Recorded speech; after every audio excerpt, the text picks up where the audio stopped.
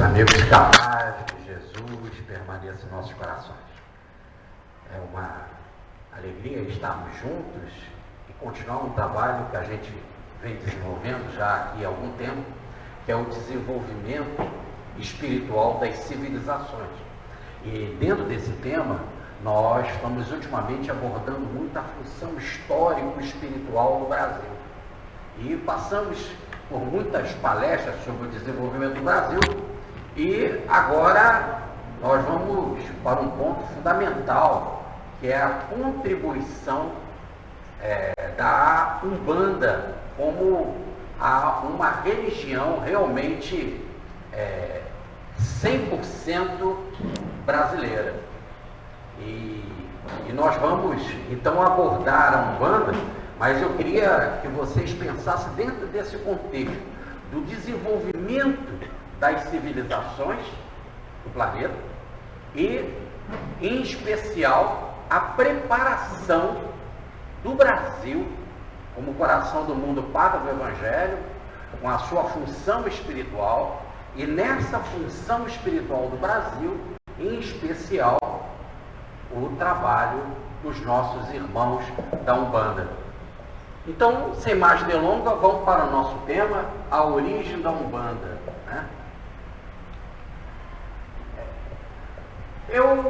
Nós estamos abrigados aqui no Grupo Espírita Regeneração. E o Regeneração foi fundado no dia 18 de fevereiro de 1891, dentro da Federação Espírita Brasileira, pelo nosso querido Bezerra de Menezes. Isso aqui é um quadro bem inédito, doutor Bezerra de Menezes.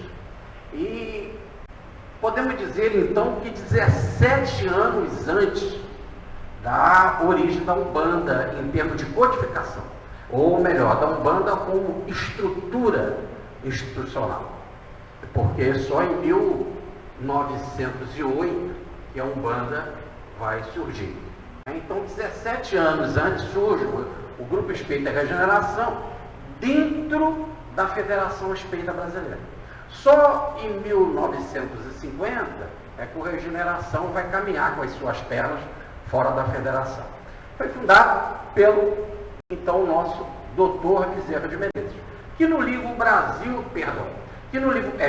isso mesmo, no livro Brasil, Coração do Mundo, Pátria do Evangelho, coloca-se como um enviado, ele é colocado como um enviado do anjo Ismael, com um dever de aglutinar todos os pontos discordantes do movimento de Ismael, espiritual de Ismael no Brasil, e trabalho que ele fez, missão que ele cumpriu.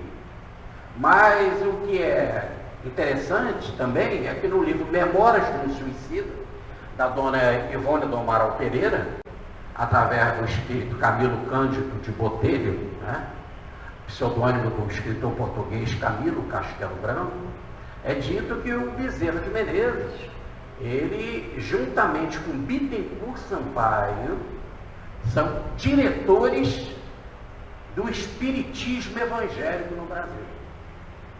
Então, dentro dessa visão de Dr. Bezerra como espiritismo evangélico, com a missão de diretor do espiritismo no Brasil, é que eu queria também contextualizar a Umbanda. Porque ele, 17 anos antes, funda o Regeneração. E o Estatuto do Regeneração, que é um estatuto que foi assinado espiritualmente por Bezerra de Menezes, ele fala de algo muito interessante, que foca a Umbanda. Repare que no Estatuto do Grupo Espírita Regeneração está dito que aqui nós temos que praticar a caridade e a doutrina espírita, né? E seguir a mensagem de Jesus Cristo, segundo a revelação de Allan Kardec, segundo a revelação de Jean Baptista Rustem, e as obras recebidas por Francisco Cândido Xavier, e outras complementares. Então repare que nós temos que seguir o Evangelho de Jesus e praticar a caridade. E seguir as obras de Allan Kardec, de Jean Baptiste Rustem e de Chico Xavier. Ora, isso era o projeto de Dr. Bezerra de Menezes em 1891. Quando chegou em 1950, precisamente em 52, o governo exigia estatuto. E o Dr. Alcides de Castro, quarto presidente do Regeneração, o primeiro é o Dr. Bezerra de Menezes, o Dr. Alcides Ribeiro de Castro vai ao Chico Xavier porque ele não se sentiu à altura de fazer um estatuto da casa que foi fundado pelo Dr. Bezerra. Ele queria ouvir a opinião do Dr. Bezerra. E o Dr. Bezerra se manifestou através do Chico, dizendo que ele deveria escrever o estatuto que ele iria inspirar. Aí há todo um enredo com relação a isso, que não vem aqui ao caso. Depois do estatuto escrito, ele vai ao Chico Xavier para pedir a aprovação de Dr. Bezerra de Menezes, e o Dr. Bezerra assina.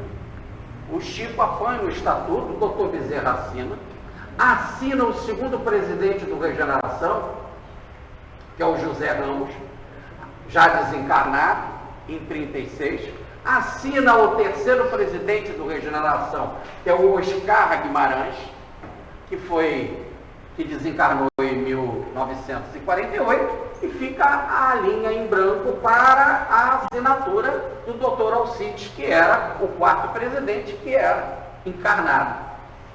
Então o Dr. Bezerra vem no plano espiritual, podemos dizer assim, corroborar, porque a assinatura é dele, como também a assinatura dos outros, né, dos outros presidentes, mas a assinatura espiritual do Dr. Bezerra, nós inclusive encaminhamos à Polícia Federal, que autenticou a assinatura como válida, né?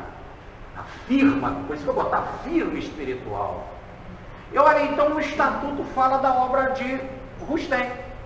É isso que é importante. E o que diz a obra de Rustem?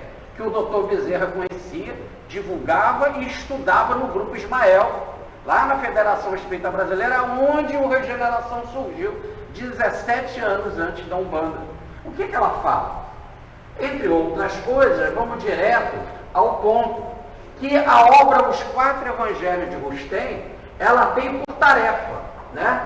É a fase teológica que se abre, a fim de preparar pela vinda de futuros missionários, instrumentos e órgãos do Espírito da Verdade, a desejada fusão das seitas religiosas diversas, catolicismo, protestantismo, budismo, judaísmo, brahmanismo, maometismo, religião das selvas, olha os índios, e religião das tribos, os negros, que vieram da África para cá. Ora, então, reparem que a obra de Rustem, já anteriormente à própria fundação da Umbanda, já fala em colocar nas religiões, na fusão das religiões, que o Espiritismo tem por dever fazer, realizar, e que Dr. Bezerra vem com esse espírito de unificação. E que chega o livro Memória do Suicida a dizer que ele é um dos diretores espirituais do Brasil, realizar a fusão também com os nossos, com a contribuição dos índios e dos negros. Assim, estamos, podemos dizer, a cavaleiro, estamos, podemos dizer assim, bem orientados, estatutariamente, tanto na forma quando o Dr. Bezerra é encarnado, como desencarnado, para fazermos um estudo da Umbanda e colocá-la como podemos dizer, um dos apêndices do estudo maior, que é a revelação das revelações, e sobre a inspiração do Espírito de Verdade. Isso vocês encontrarão na obra Os Quatro Evangelhos de Rustem, na edição da FEB de 1920, na página 69. Assim chegamos a Umbanda, a origem. E aí, 17 anos depois, no dia 15 de novembro de 1908, numa sessão da Federação Espírita em Niterói, sob a direção do senhor José de Souza. Então é muito interessante que a Umbanda como instituição, ela começa numa federada do Espiritismo, na Federação Espírita, na cidade de Niterói. E o que aconteceu? O seu Zélio Fernandino de Moraes, que tinha 17 anos, de tradicional família fluminense, restabelecera-se no dia anterior de moléstia cuja origem os médicos não haviam tentado, em vão, identificar a causa da sua doença. A sua recuperação inesperada foi realizada por um espírito que causara enorme surpresa. E aí, então, querendo-se saber desta cura e sobre esse espírito e como ele agiu, ele é encaminhado, então, no dia 15 de novembro de 1908, até uma reunião na Federação Espírita de Niterói. Nem os doutores que o assistiam, nem os tios sacerdotes católicos do senhor Zélio, haviam encontrado explicação plausível.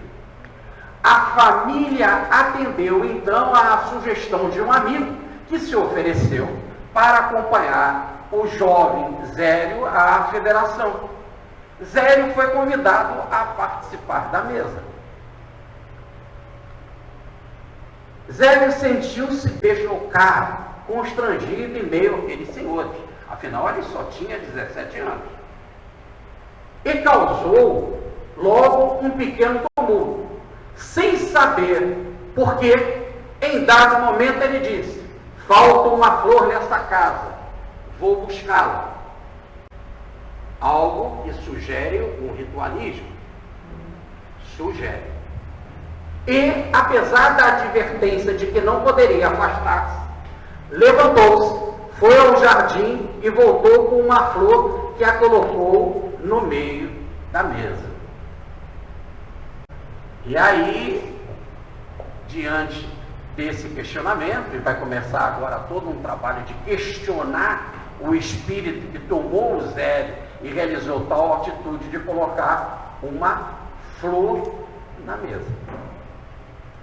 E que a chamada reunião espírita, baseada na codificação de Allan Kardec, não preza oficialmente a colocação de rosa, ou de flor, ou de qualquer outra forma de ritual nas suas reuniões.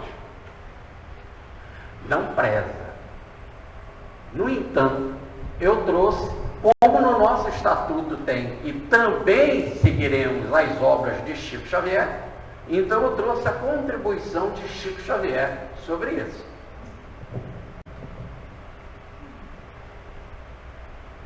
A entidade espiritual, Neio Lúcio, vai chamar o Centro Espírita de Pedro Leopoldo, o Centro Espírita Luiz Gonzaga, onde o Chico começou, de posto de socorro espiritual, principalmente na parte do passe, principalmente na parte do trabalho espiritual. E que, em plano maior, era dirigido pelo nosso doutor Bezerra de Menezes. O que a entidade Neio Lúcio fala? Antes, eu queria falar aqui do Neio Lúcio. Neio Lúcio é um pseudônimo. Ele é o pai do Rômulo Joviano, que era o chefe do Chico Xavier, lá na Fazenda Modelo, ligado ao Ministério da Agricultura. Então, o Neio Lúcio, né, ele era o pai do chefe do Chico. E toda terça tinha reunião de culto do Evangelho na casa do senhor Rômulo Joviano. E quinta, reunião mediúnica. E o Chico frequentava lá na Fazenda Modelo essas reuniões. Na reunião do culto, como participavam os filhos do Rômulo Joviano, a esposa, né, quer dizer, participavam os netinhos do Neio Lúcio, o vovô era o diretor da reunião. E na quinta-feira, que era a reunião mediúnica, Quem dirigia, em especial, era o Emmanuel. Muito bem. Lá neste culto, o Ney Lúcio vai se manifestar e vai falar sobre, a 2,5 km ficava o Centro Espírita de Pedro Leopoldo Luiz Gonzaga. E ele vai falar das reuniões mediúnicas, principalmente do passe, que ele, o Ney Lúcio, era um dos coordenadores, era um dos espíritos que trabalhavam na assistência espiritual. E o que ele diz? Primeiro falando da Fazenda Modelo, que lá na Fazenda Modelo, em Pedro Leopoldo, onde os Chicos trabalhavam, é o nosso iluminado campo cheio de árvores e flores. Muitos companheiros desencarnados são trazidos para aqui, para reajustamento. Repare que ele está falando de árvores e flores, e os espíritos desencarnados vão lá para se reajustar. Olha como esse ambiente de árvores e flores são importantes. Quando a terra se mantém sem o concurso do homem, é quase impraticável estabelecermos um serviço de socorro. Não dispomos de recursos educados para o Ministério do Bem. Então, se você tem uma terra e esta terra não dá lucro, nesta terra não tem trabalho, para se fazer uma reunião espiritual ali é complicado. Mas num ambiente como o da Fazenda Modelo, que era voltada para a produção, para o trabalho, se unia-se muito bem à atividade espiritual. Então, terra improdutiva não é bom para a atividade espiritual. Por isso que na parábola da figueira, Jesus diz, a terra não pode ficar inativa. Logo é inativa nos dois campos, não só na produção de alimentos, na produção de recursos vários, mas também na oportunidade da inteligência e da espiritualidade. Ele continua então falando, quando o solo pode contar com a colaboração inteligente e humana, o serviço espiritual pode lançar raízes benfeitoras e sólidas. Podemos dizer, uma parceria, o trabalho material com o trabalho espiritual. E ele então coloca aqui, lá na Fazenda Modelo, quase sempre há entidades em refazimento por dias e dias. Então, baseada naquela quantidade de árvores e flores, aqui está a entrada da Fazenda Modelo, e o Chico chamava essa entrada nesse bambuzal da chamada catedral, é que as entidades passam por ali para refazimento e já ganham, podemos dizer assim, um banho energético. Ora, repare que lá na Federação Espírita Brasileira, quando o jovem Zélio levanta e apanha uma flor, mesmo sem autorização e traz para a mesa, é porque no jardim havia produção na Federação. Então nós temos um jardim que produzia e ao mesmo tempo um trabalho espiritual. Né? Um jardim mesmo produzindo beleza é refazimento. É muito bom. A beleza nos eleva. Né? A arte nos eleva.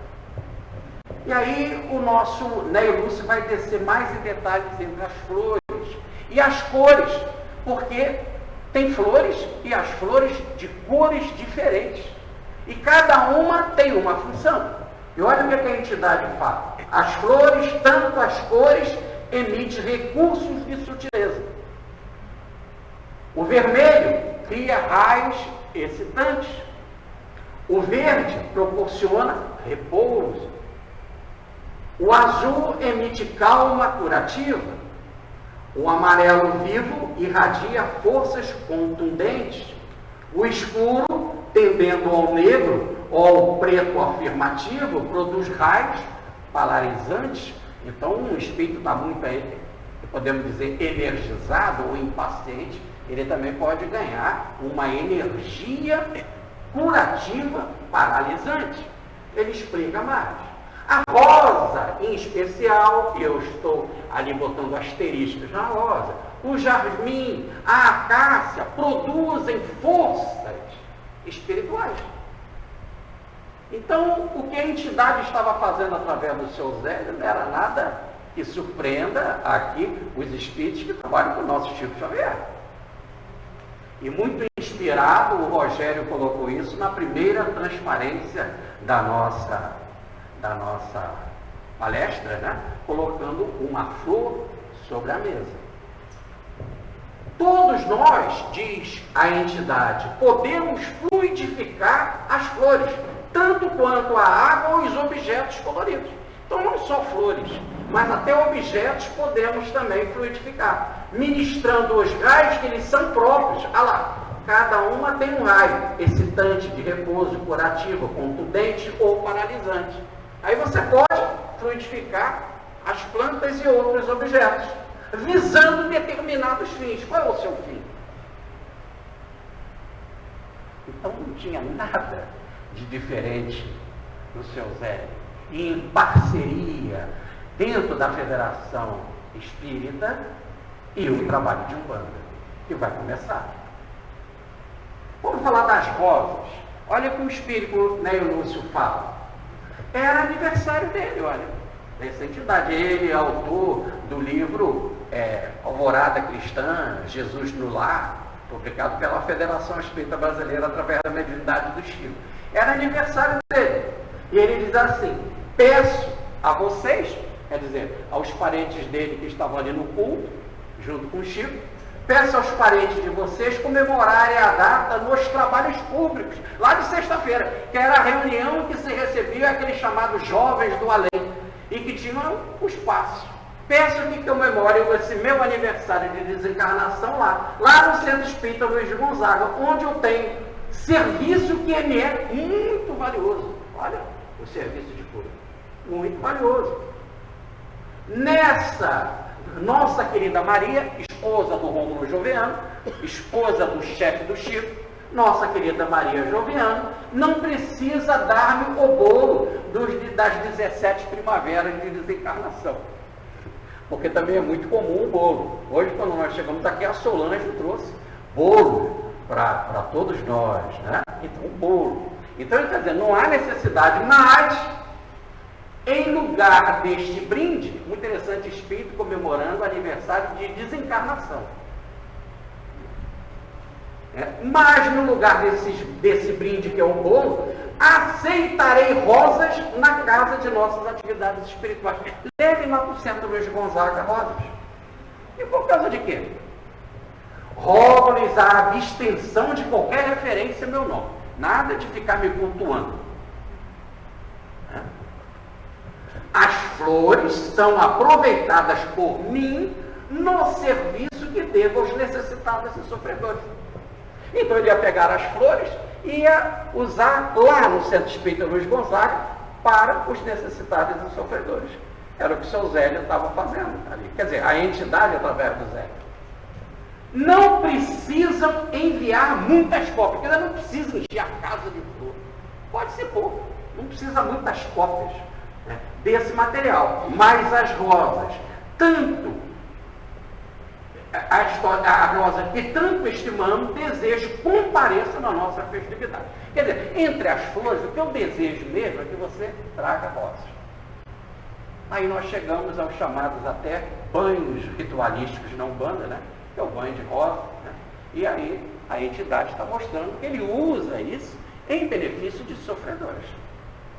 Mais ainda, elas emitem aroma, e os aromas fazem perfumes, né? E os perfumes, os aromas, os incensos, estão usados nas reuniões de Umbanda. E ele explica, né, Lúcio, emanação das plantas, medicação destinada ao revigoramento, condensação de perfumes. O aroma se reveste de muita importância para as esferas imediatas, ligadas à Terra, bem próximas da Terra. Mormente para entidades que abandonaram recentemente a carne. Então os aromas das flores, das plantas, são usados principalmente na recuperação de recém-desencarnados. Um dia, não remoto, a ciência planetária saberá distribuir a vida e o refazimento. Hoje nós não sabemos usar o perfume para isso, mas um dia saberemos. E as entidades que trabalhavam através do Zélio e o próprio Neio Lúcio, através do Chico, sabiam como trabalhar. O alto, o plano maior, ainda não autorizou maior amplitude de ação à inteligência do homem nesse setor.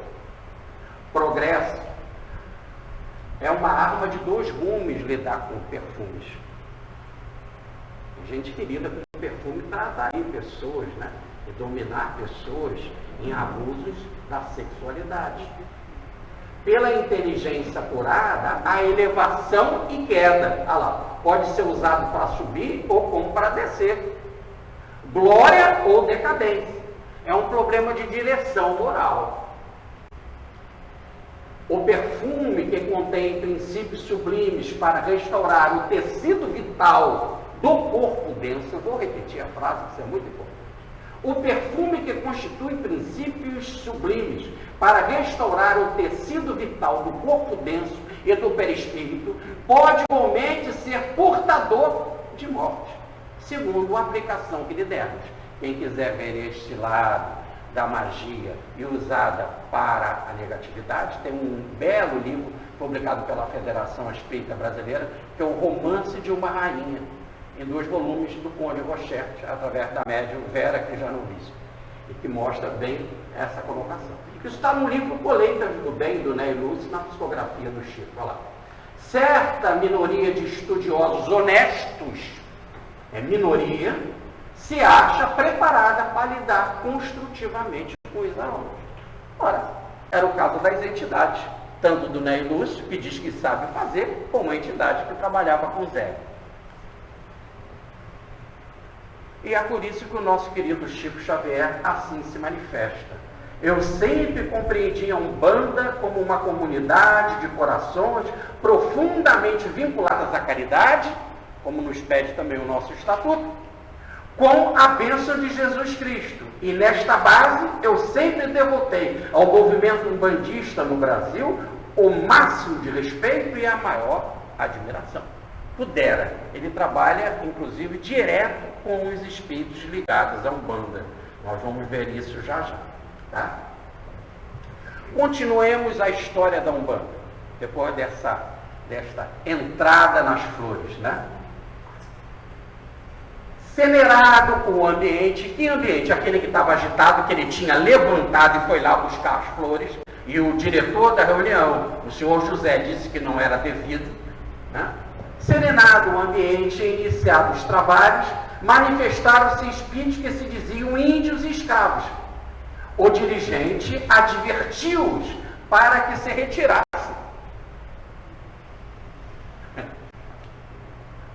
Nesse momento, Zélio sentiu-se dominado por uma força estranha e ouviu sua própria voz indagar por que não eram aceitas as mensagens dos negros e dos índios. Esses eram eles considerados atrasados, apenas pela cor e pela classe social. Hoje isso não é mais politicamente correto, né? E hoje já se está até na nossa Constituição, né? Que não devemos discriminar ninguém. Que declinavam. Eles falavam da sua cor e da sua classe social, isso estava evidente.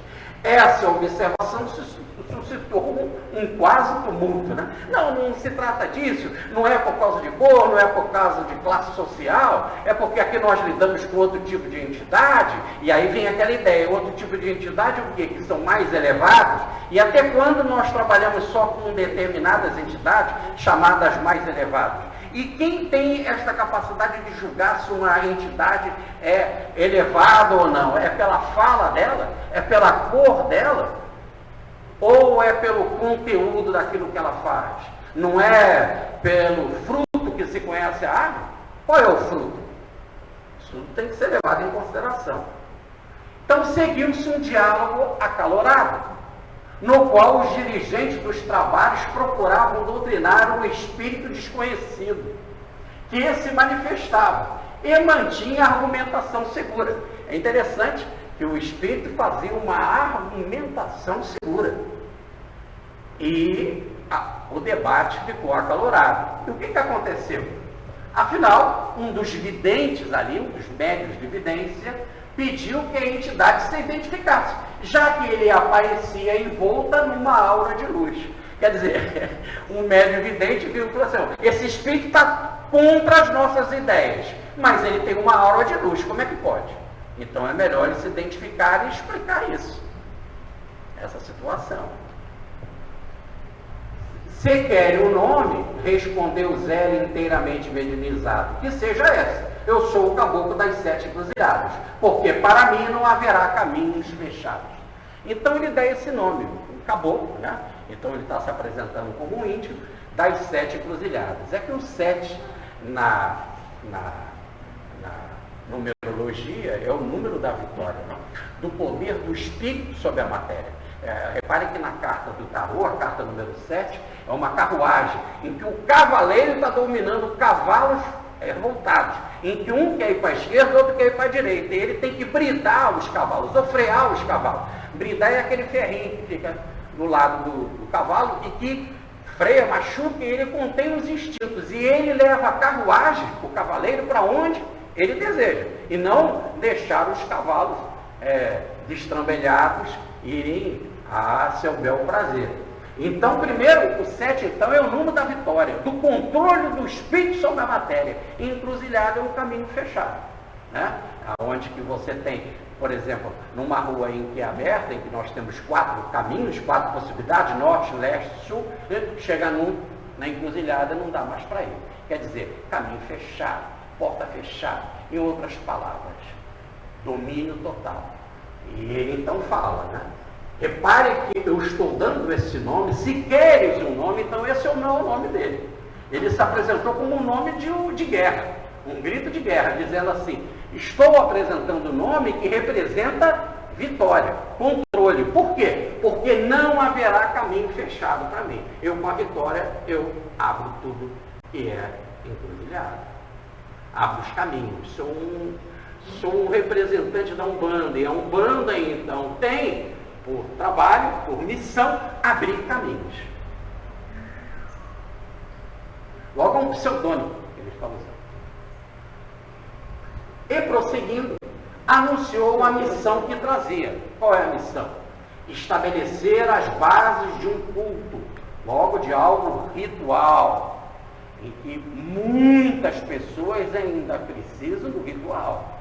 Vide os nossos irmãos do catolicismo, né? Vide os nossos irmãos do budismo e de tantas outras religiões, e na Umbanda em especial, na qual os espíritos de índios escravos, então normalmente os espíritos que de maior frequência, não que não tenham outros, mas de maior frequência são índios e escravos, virão cumprir determinações do astral. Aqui então a entidade já se apresenta de uma forma interessante. Não falo por mim. Há uma determinação do astral em plano então maior a mim mesmo, sou apenas um porta-voz, tá certo? Que vem anunciar essa nova atividade, em que é a vontade do alto se manifestar. No dia seguinte, 16 de novembro, declarou ele, estaria na residência do médium para fundar um templo que simbolizasse a verdadeira igualdade que deve existir entre encarnados e desencarnados, sem nenhuma barreira entre brancos, negros e índios, todos em igualdade na casa dele. Então, nós estamos vendo uma entidade extremamente respeitosa dentro das atividades espíritas, dentro da federação, né? Em que ela causou um determinado reboliço para a reflexão, né? Respeitou a casa e o seu tipo de trabalho, a sua forma estatutária, e disse que na casa dele, ele então procederia assim. Isso é muito importante, porque quando a gente entra na casa dos outros, você pode emitir a sua opinião, mas não tem o direito de impor nada para mudar na casa do outro, tá certo? Como se ele estivesse entendendo que todas as casas são importantes, todos os caminhos são importantes, como aquele homem que produzia trigo. E quando ele ia vender o trigo na cidade, ele podia ir pela estrada de ferro, ou pela estrada de barro, ou pela rodovia. Mas quando ele chegasse lá, o homem que ia comprar o trigo não perguntava por que caminho ele veio. Ia ver se o trigo era bom. Se era bom, ele comprava. Se não era bom, não importa o caminho. Assim também não importa o caminho que a gente está trilhando. O importante é quando você chega, qual é o fruto? O que você traz? Qual a sua positividade? Levarei daqui da federação, então ele não nega a federação, ele vai levar uma contribuição. Levarei daqui uma semente e vou plantar lá no bairro de Neves, onde que ele morava. nas bandas de Niterói, onde ela se transformará numa árvore frondosa. Então, ele aí está sendo um grande profeta, né? Porque realmente a Umbanda popularizou. Se nós vamos até para o censo, há mais umbandista do que espíritas, né? E ela hoje se projeta para o mundo inteiro. É muito interessante a gente ver um argentino recebendo o preto velho, e é muito interessante ver um vídeo de um japonês fazendo uma oferenda a Iemanjá na praia, lá do Japão. Então ela tomou uma grande proporção. No dia seguinte, no dia 16 de novembro de 1908, na residência da família do jovem médico, na rua Floriano Peixoto, número 30, em Neves, o bairro de Niterói, a entidade manifestou-se pontualmente no horário previsto, às 20 horas. Então é uma entidade disciplinada, cumpridora do horário. Ali se encontravam quase todos os dirigentes da federação. Então, repare que os irmãos da federação também são condescendentes, não deixaram de ir, inclusive até como apoio, amigos da família, surpresos e incrédulos, e grande número de desconhecidos que ninguém poderia dizer como haviam tomado conhecimento do ocorrido. Naquela época não tinha celular, né? E de repente tinha ali uma multidão que vieram de várias partes do estado do Rio de Janeiro para se reunir. Alguns aleijados aproximaram da entidade e receberam passes, e no final foram curados. E assim começa a primeira reunião no dia 16 de novembro. Então, quando a gente costuma comemorar a Umbanda no dia 15 de novembro, há uma discussão, né? No dia 15 de novembro foi um pré-anúncio, mas a fundação mesmo foi no dia 16 de novembro. E aqui está a casa, infelizmente agora foi demolida, né? Uma pena. Nesse dia, tivemos uma das primeiras provas da presença de uma força superior na Umbanda. Nesse tipo de reunião, o Caboclo das Sete Encruzilhadas estabeleceu as normas do culto, cuja prática seria denominada sessão. E se realizaria à noite, das 20 às 22 horas, para atendimento ao público totalmente gratuito, com passe e recuperação de obscenidade. O uniforme a ser usado pelos médios seria todo branco. Guarda essa informação. O uniforme seria todo branco, de tecido simples. Não se permitiria retribuições financeiras pelo atendimento. E esse novo culto, a entidade deu o nome de Umbanda. Tá certo? Então está aí a ideia principal, né? Atendimento gratuito, passe, tratamento aos obsediados. E o uniforme branco.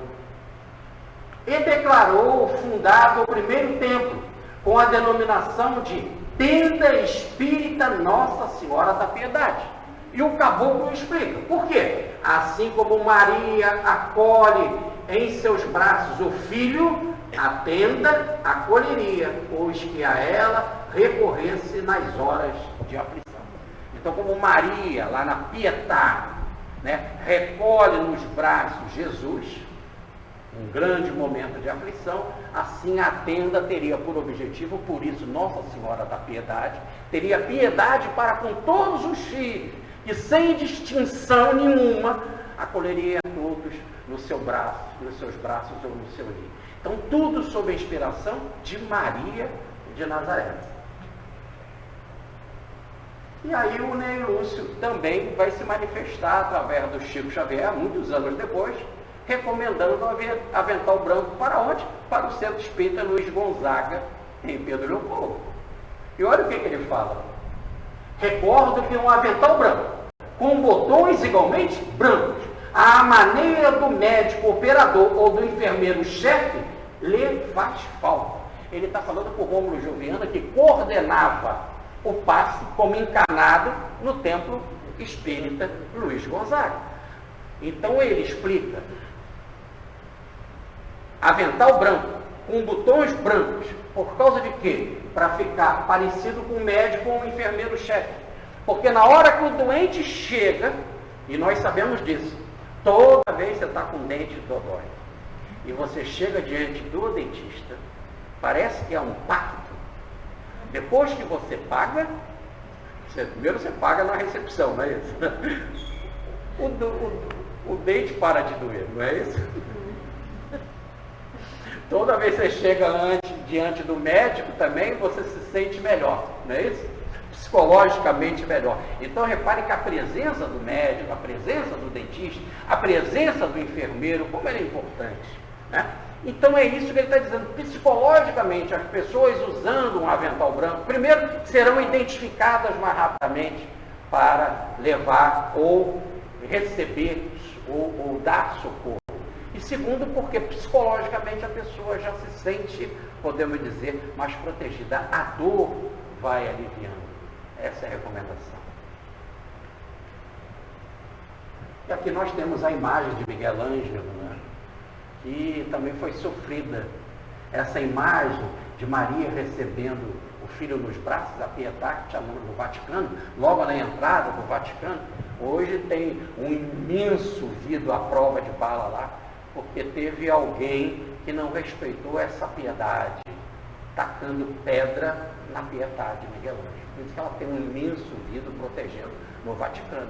Como nós vimos também pessoas desorientadas aqui, agredindo, isso não tem nada a ver com os nossos irmãos protestantes. Eles apenas utilizaram esse nome de evangélicos quando não são verdadeiramente pessoas que se comportam dignamente diante do Evangelho de Jesus. Porque atacaram a imagem de Nossa Senhora da Aparecida e também a Nossa Senhora do Ciro de Nazaré.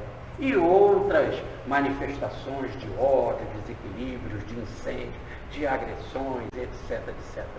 Hoje mesmo está sendo julgado um caso na cidade, no estado de São Paulo, de pessoas que em 2005 agrediram judeus, simplesmente porque estavam com o kippá.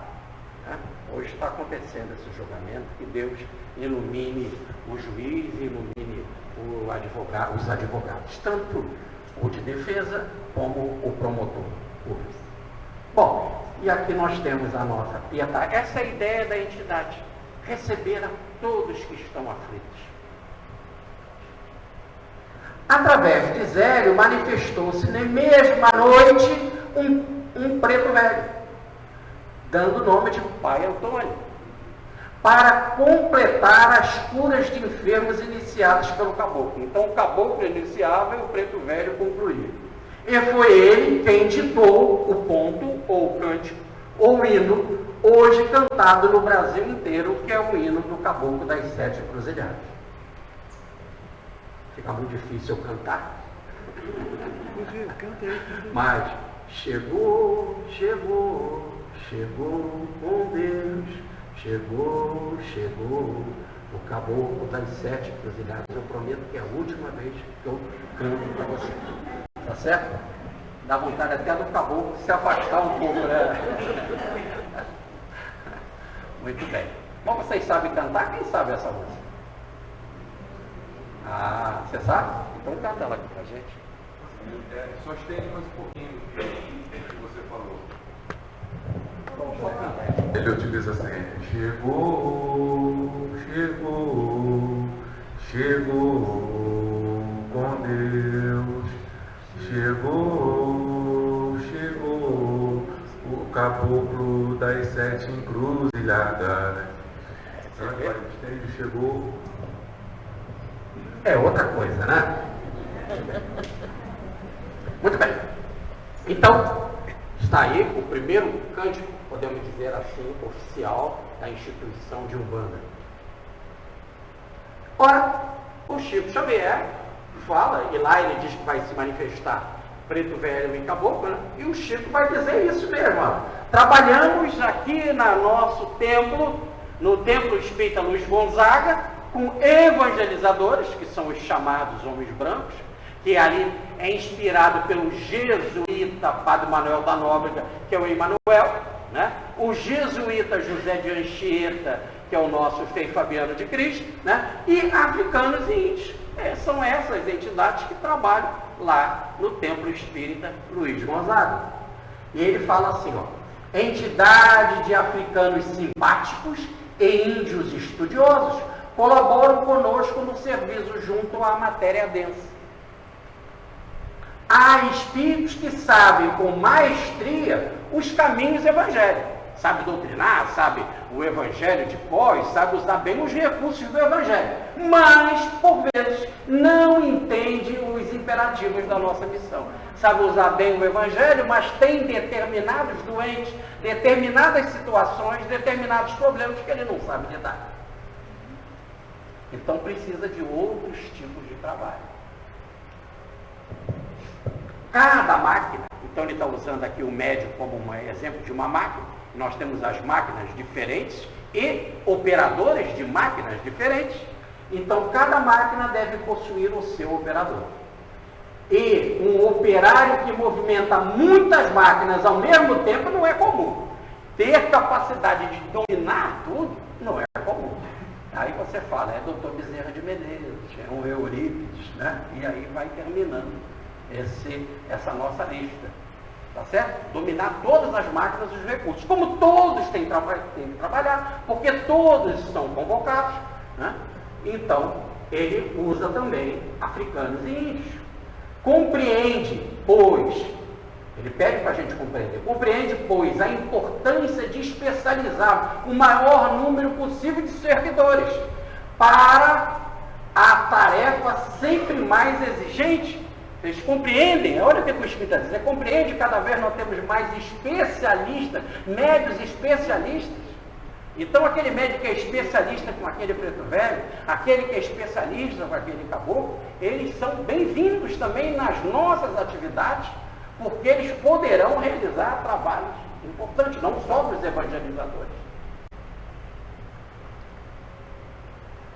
A partir dessa data, 16 de novembro de 1908, a casa da família de Zélio tornou-se a esperança dos enfermos, crentes, descrentes e curiosos. Os enfermos eram curados, os descrentes assistiam às provas irrefutáveis. Os curiosos constatavam a presença de uma força superior e os crentes aumentavam dia a dia. 5 anos mais tarde, repare, já estamos em 1913, olha a necessidade de amadurecimento de uma reunião espiritual, de uma atividade espiritual.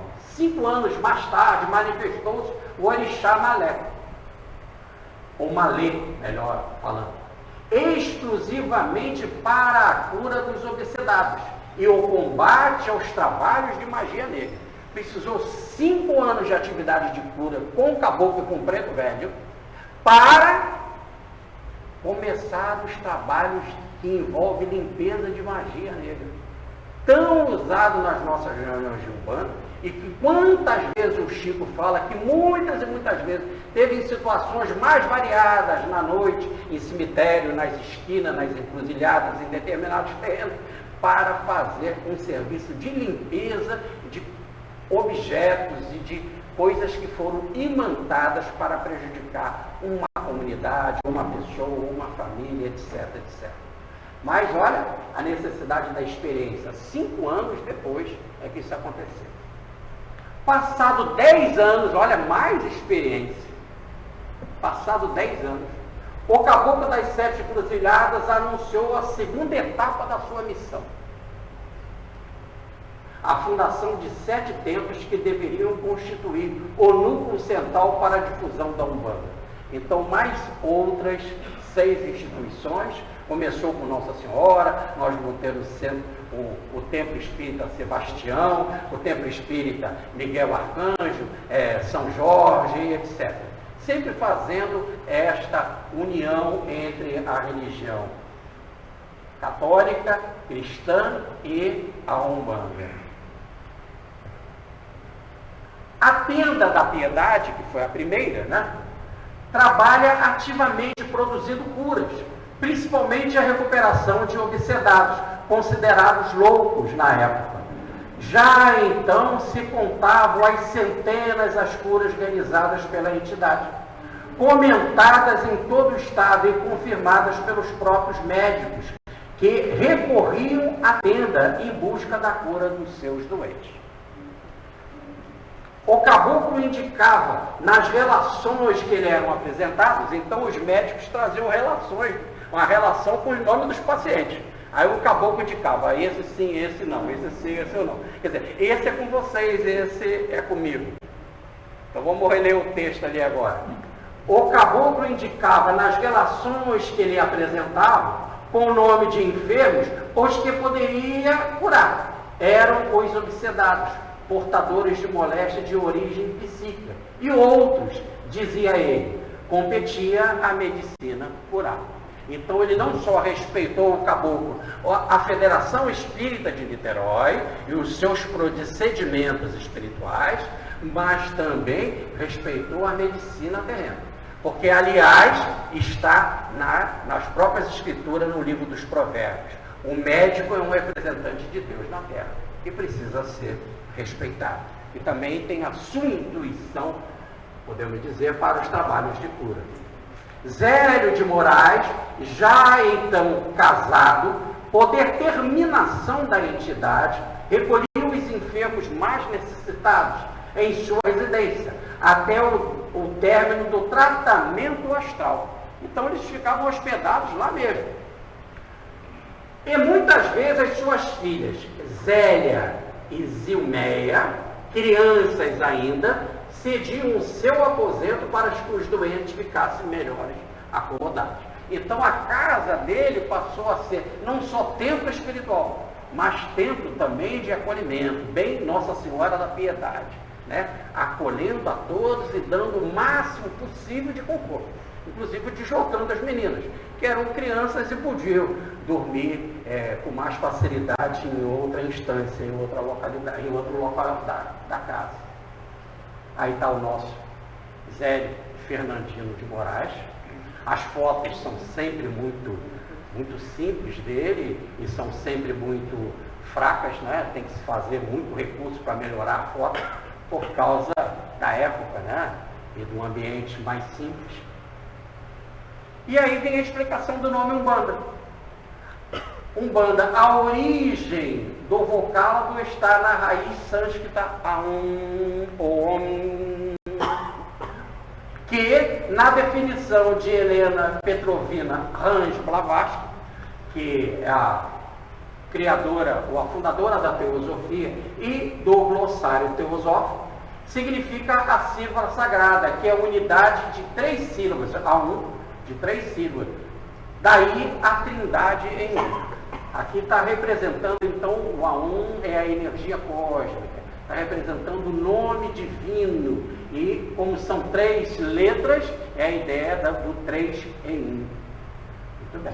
Isso está lá na Blavatsky, que nós vamos aprofundar. Mas por que esse nome Umbanda? Então vem desse Aum. Agora vocês já estão podendo ver o nome da Umbanda como começa.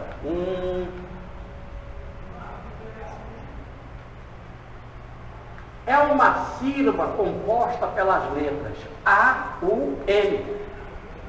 As duas primeiras, o A e o U, combinam-se para formar a vogal composta O, ou Om, e como tem o M, então fica Om. Bem?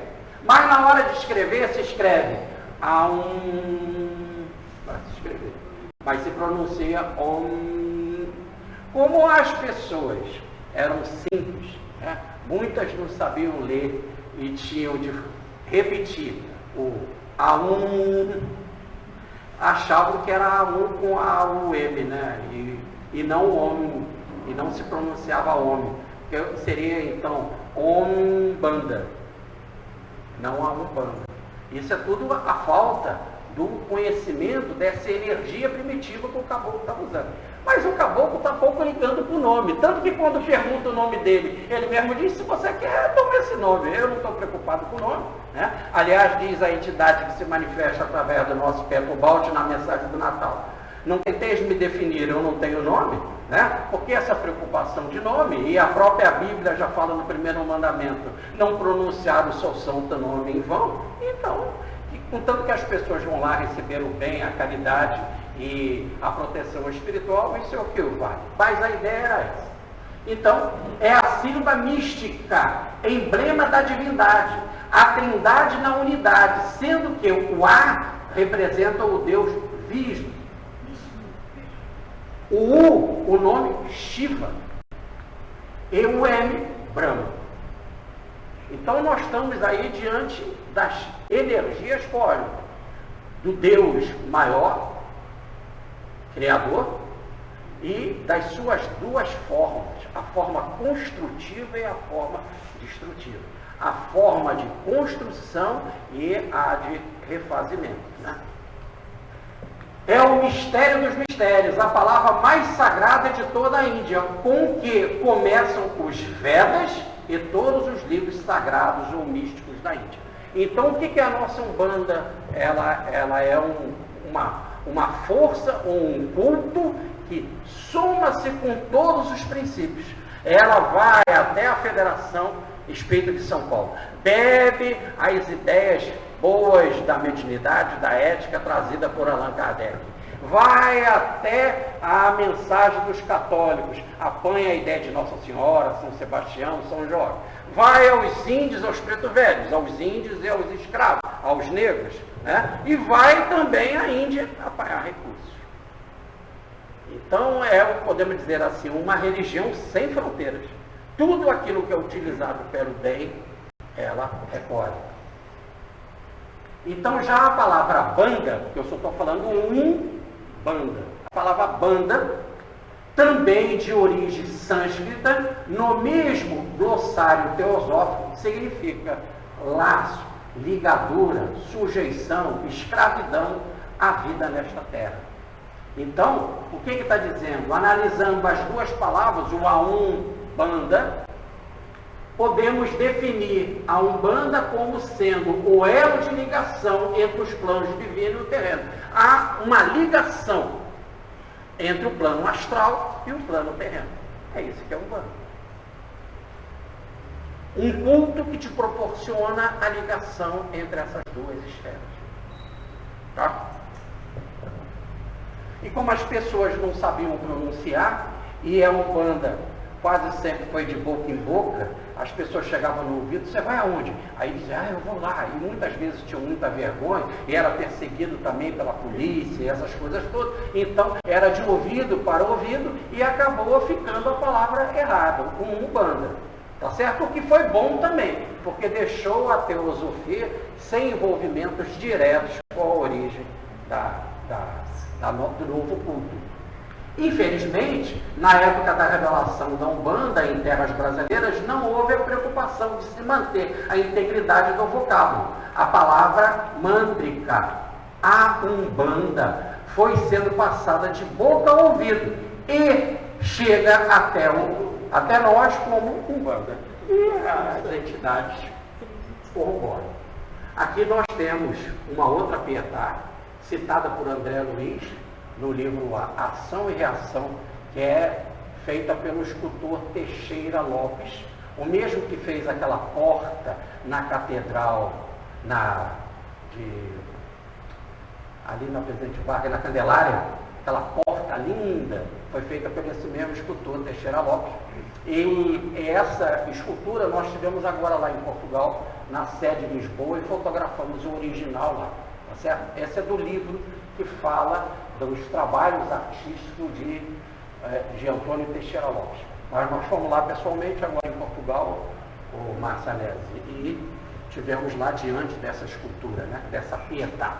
André Luiz fala sobre ela. Olha o que ele diz. Olha como também dentro do Espiritismo, ou melhor, do kardecismo, do Espiritismo kardecismo, se fala da Nossa Senhora da Piedade.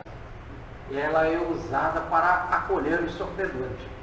Pouco a pouco, qual se emergisse na parede lirial, linda tela se desdobrava à visão tomada de espanto. era a reprodução viva da famosa escultura de Teixeira Lopes. Antônio Teixeira Lopes, notável escultor português, representando a Mãe Santíssima chorando o divino Filho morto. Invoca a proteção de Nossa Mãe Santíssima sobre a representação de Senhora Piedade. O livro de André Luiz, Ação e Reação, nas páginas 157 e 158. Então, também a entidade utilizada como protetora inicial do templo de Umbanda pela Umbanda, ela também é usada nas obras clássicas do chamado Espiritismo Chico Xaveriano. E olha o que o livro Memórias de um Suicida fala. Maria, que tanto se compadece dos desgraçados ou dos aflitos, como mãe modelar que é. Por isso que foi dada a direção do Hospital dos Suicidas a Maria de Nazaré. E não há maior sofrimento, né, do que os suicidas e a recuperação dos suicidas, em termos de aflição. Né? Pensa, diz o livro Memórias do Suicida, o instrutor está colocando na boca de Jesus esse pensamento. Pensa, de preferência, naqueles cujas mentes são desfalecidos sobre as penalidades do suicídio. Entreguei-os de há muito à direção de minha mãe, porque só a inspiração maternal será bastante caridosa para erguê-los para Deus. Ora, o mesmo princípio usado, então, em 1826, quando começa a ser ditado o livro Memórias do Suicida, já era usado 18 anos antes pelo Caboclo das Sete Encruzilhadas, Nossa Senhora da Piedade, com o mesmo princípio. O livro não é tipo Memórias do Suicida, ele começa a ser ditado em 1926, mas só vai ser publicado mais à frente, já na década de 50. Mas aqui eu queria dar um exemplo de como funciona a entidade de Umbanda e como que ela trabalha em parceria com as chamadas entidades que se manifestam nos centros ditos kardecistas. E vamos pegar um exemplo do nosso Dr. Bezerra de Menezes, já do diretor, um dos diretores espirituais do Espiritismo Evangélico em nossas terras. Então nós pegamos aqui o caso do Manuel Quintão. Quem é Manuel Quintão? Foi presidente da Federação Espírita Brasileira e foi aquele que publicou o primeiro livro do Chico Xavier, Parnaso de Além Túmulo. Aliás, quem deu o nome deste livro, Parnaso de Além Túmulo, foi ele, grande poeta e que adorava estudar também poesias. E o que acontece com Manuel Quintão? Ele tinha uma filha, Maria Dolores, e a Maria Dolores agonizava. A Maria Dolores estava morrendo. E ela morava com ele, com o papai, aqui no Engenho Novo. E o que ele foi fazer? Quando ele, de madrugada, diante dessa cena, de ver a filha assim agonizando, ele vai procurar o Pedro Richard.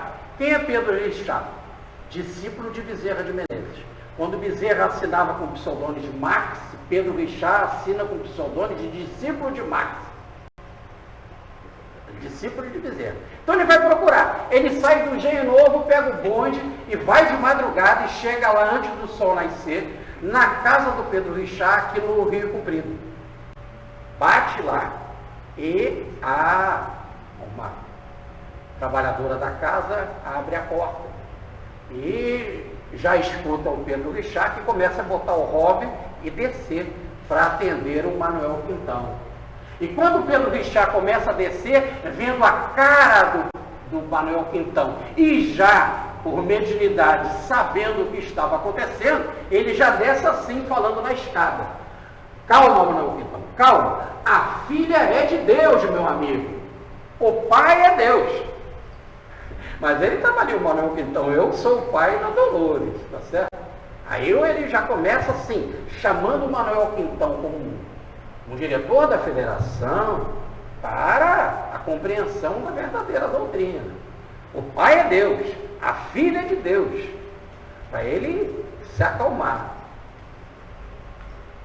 Ele tinha recebido uma comunicação de Bezerra de Menezes, o Manuel Quintão, dizendo que ela ficaria radicalmente curada, olha como diz o texto, radicalmente curada da bronquite e afasia crônicas, aos 7 anos de idade. Então o doutor Bezerra disse que a menina ia ficar totalmente curada com 7 anos de idade. E agora ela estava em agonia e morria. E só tinha 4 anos e 7 meses. E realmente ela desencarnou. Ela desencarnou. E ele ficou tristezinho. Continuou espírito. Continuou acreditando nessas coisas todas. Mas em reunião mediúnica, ele não gostava muito assim de frequentar. Porque ele dizia assim, olha, é difícil, sabe? O doutor Bezerra falou que ela ficava curada em 7 anos, completamente, mas não ficou. Então parece que os médios não captam direito. Eu acho que o espiritismo existe, os espíritos existem, eles se comunicam, mas é muito difícil o médium captar. E ele ficou com essas ideias na cabeça e acabou se afastando de algumas reuniões mediúnicas. É assim que um dia ele chega em casa, bota a bolsa de trabalho no sofá e se deita assim para descansar. E a mulher, a dona Alzira, então, ele que teve 11 filhos, né, Manuel Quintão, disse, ô meu filho, não está na hora de você descansar não. Olha a barulheira que está acontecendo lá. A menina G, uma mocinha, aqui na casa ao lado, está lá recebendo, numa reunião dirigida pelo pai João, está numa algazarra, numa gritaria, com muitas músicas e barulho e tal, e a gente não está conseguindo ter sossego aqui. E se você chega pensando que vai descansar aí no sofá, é melhor você tomar uma providência. Ele fala, eu não quero me meter com isso, eu não quero frequentar a reunião mediúnica, mas é bom você ir lá, pelo menos, quem sabe você consegue controlar e essa gritaria diminui um pouco. Gritaria também muito dos obsidiados, dos sofredores que... E ele resolve se aproximar, e na hora que ele se aproxima, a mocinha, a médium G, que é respeitada aqui por causa da idadezinha dela, né? Ela era menor, o pai João se manifesta. E o pai João pergunta para ele, né? Dizendo que ele teria uma nova filha e que ele deveria botar o nome dela de Maria da Luz. E mais ainda, que ele sabia muito bem que ele ia ter uma outra filha, porque ele teve um sonho com ela. E se ele teve um sonho, é porque a menina ia nascer. E a menina nasceu. Então a mediunidade agora do pai João estava correta. Realmente ele sonhou, o espírito leu o sonho dele e disse que a menina ia nascer. E a menina nasceu, ele botou o nome de Maria da Luz. Quando ela ficou com 2 anos e 3 meses, ela pegou pneumonia. E ele levou ela para passear no jardinzinho, comprou um sapatinho para ela, bonitinho. E levou ela para passear no jardim da casa. E ficou mostrando as estrelas. Olha aquela estrela que bonita, olha aquela estrela para a menina. Porque ela estava dodói. E ela disse, eu quero ir para aquela estrela, papai. Ele, não, minha filha, não agora. Agora você vai ficar aqui, sossegada. Ela, eu quero, e entrou para o quarto. A febre aumentou. E ela desencarnou. E agora certinho, 2 anos e 3 meses, com 4 anos e 7 meses, com 2 anos, ou melhor, com 7 anos, tá vendo? 4 anos e 7 meses, e ela é a reencarnação, a Maria da Luz é a reencarnação da Maria Dolores, né? E ela com 2 anos e 3 meses fez 7 anos, e 7 anos desencarnou. Veio a entidade e disse que agora ela estava curada, porque ela passou por essa doença, fez toda a limpeza e não precisava mais ficar encarnada, porque você estava curado, não precisava encarnar. E aí o Manuel Quintão foi interpretar de outra forma. E em 1938, precisamente no dia 14 de outubro de 1938, ele vai, Pedro Leopoldo, porque o seu filho, Pedro Quintão, se casou com uma irmã do Chico Xavier, Geraldo. E ele vai lá ao Chico Xavier. E lá a menina se manifesta. E fala coisas que só o papai e a mamãe Alzira sabiam. Porque ele foi com a dona Alzira também. E realmente veio a confirmação. Se eu estou curada, papai, eu não preciso reencarnar. Por isso que o doutor Bezerra aceitou. Agora, só que o doutor Bezerra falou para espírito grande. Ele falou para o Manuel Quintão, que segundo a revelação ao Chico Xavier, segundo a revelação, é discípulo de João Evangelista. Para gente grande, eu falo a linguagem de espírito grande. Se a sua filha ficar curada, não é para ficar aqui. A cura é para desencarnar. A gente é que quer a cura para permanecer aqui. Diferente como a espiritualidade falou para uma outra moça. E se aproximou do Chico Xavier. E o Chico pergunta, cadê a sua mamãe? E ela disse, a mamãe não veio. Ora, Chico, ela está com uma gripe e ela preferiu ficar em casa. O Chico falou, então vai para casa, minha filha, fica com ela. E leia o Evangelho a semana toda e não sai de perto da sua mãe. E leia o máximo possível de Evangelho para ela. E ela falou assim, mas Chico, você está parecendo uma boca gorenta? Mamãe não está com problema, é só uma gripezinha. Ele, vai minha filha, vai para casa, leia o Evangelho o máximo possível e não sai de perto da sua mamãe. Ela fez isso no final da semana, ela desencarnou, não a mãe. Ela tinha de estudar Evangelho para ela se preparar. Tá certo? Ficar do lado da mãe, porque a mãe ia protegê-la na hora da desencarnação. Agora, veja, são dois níveis diferentes. Uma chega a dizer para o Chico, boca gorenta, mamãe só está com uma gripe. E o outro, a sua filha com 7 anos ficará curada. E para um verdadeiro espírita, se você está curado, você não reencarna mais. Fechado? Depende do nível em quem você está lidando. E o pai João sabia muito bem também lidar com essas informações. Não só o doutor Bezerra de Menezes. É o que diz então o grande espírito do Bocage, que só veio à Terra para ditar aqueles poeminhas do livro Volta Bocage, a pedido de um diretor da federação, pediu para a entidade continuar conosco para ditar outros trabalhos, e ele disse que era tão alto que não podia mais permanecer.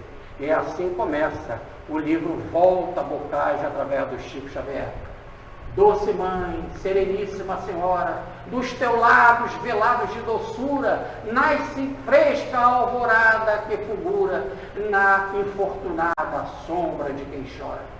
Quando meu ser vagava na noite escura, nas angústias do abismo que apavora, estendeste-me os braços, vendo embora minhas chagas de treva e de loucura. Ante o regaço fuso do consente, que a minha fé se exalte embevecida, prosternada, ditosa, reverente.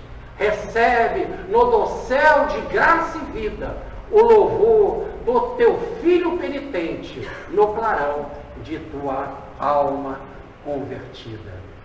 Nossa Senhora da Piedade, a padroeira, a mentora da Umbanda, a grande ligação entre o plano astral e a Terra, para acolher todos, sem distinção de religião, sem distinção de cor, sem distinção de classe, nem distinção de renda, mas a todos os aflitos, como Maria acolhe no seu manto de luz os filhos sofridos, como um pássaro abrigado num ninho aconchegante de Maria de Nazaré.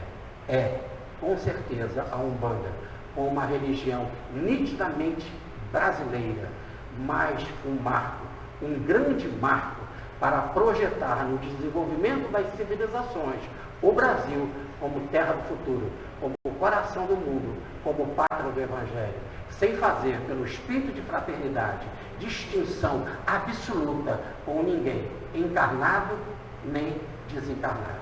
Muita paz, fique com Deus.